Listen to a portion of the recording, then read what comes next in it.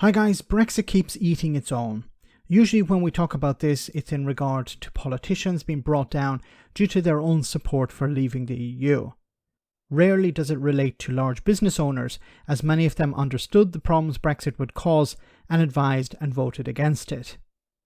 There is always the exception though, and this leads us to the supermarket chain Iceland. First, have a listen to what its CEO said a few years ago, and then what is happening to his company today. This isn't a perfect deal. It's not going to please everyone. 60 million people, you get 60 million different opinions. I voted to leave, and it doesn't give me everything that originally I hoped for. However, I think this is a good deal that's worth taking. It's a compromise, like any deal, but it's a compromise that takes back as much control as we can possibly expect, while still keeping ourselves open for business with our biggest trading partner. Now, what he's talking about here, this was Theresa May's deal back in 2018, and part of Theresa May's deal was for the UK to remain within the customs union. But of course it didn't work out like that. But Richard Walker still voted for Brexit. What's happening to Iceland today? Well, this is Irish news, and the news is not good. The Food Safety Authority has told retailer Iceland Ireland to withdraw imports of frozen food of animal origin from sale going back to the 3rd of March. With the details, here's our Consumer Affairs correspondent Joe McGrady. What's the story, Joe? Yes, David, this is breaking news this evening from the Food Safety Authority. They've just announced that they've served a notice on Iceland Ireland, which has 27 stores around the country, to withdraw, as you said, all of its imported frozen food of animal origin since the 3rd of March. And it's talking about everything that's in the stores, that's on the shelves, and they're talking about a recall as well of products that were sold. Now, this is due to alleged breaches of food legislation related to non-compliance, apparently, with import control information when it comes to animal products coming into the EU from a third country. There's been a number of seizures of consignments at Dublin Port since the 3rd of March as well. They involved Department of Agriculture officials, officials of the Border Control Authority that we have here, and Revenue.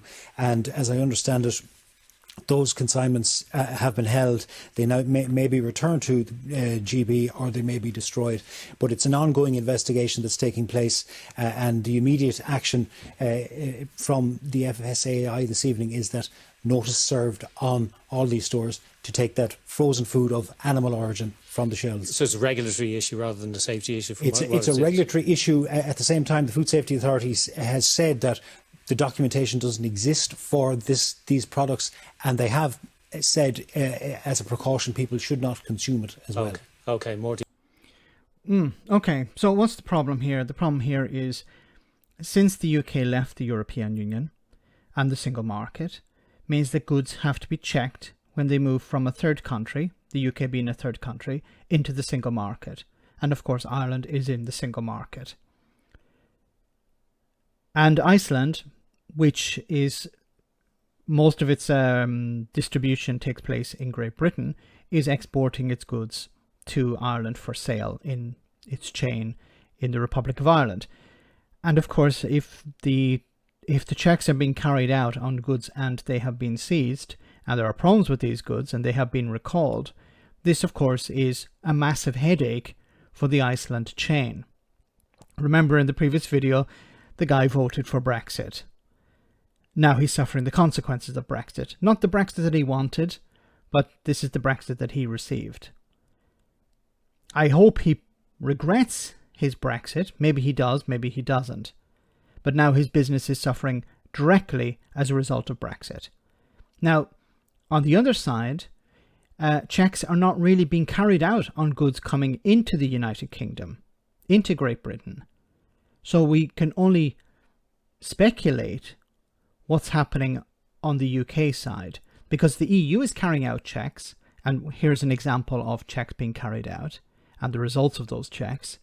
But checks are still not being carried out fully on the UK side, on Great Britain's side. So as I said, we can only imagine what's coming in and if it's fit for human consumption. Let me know in the comment section, guys, what you think. As always, your comments are greatly appreciated. Thanks a lot.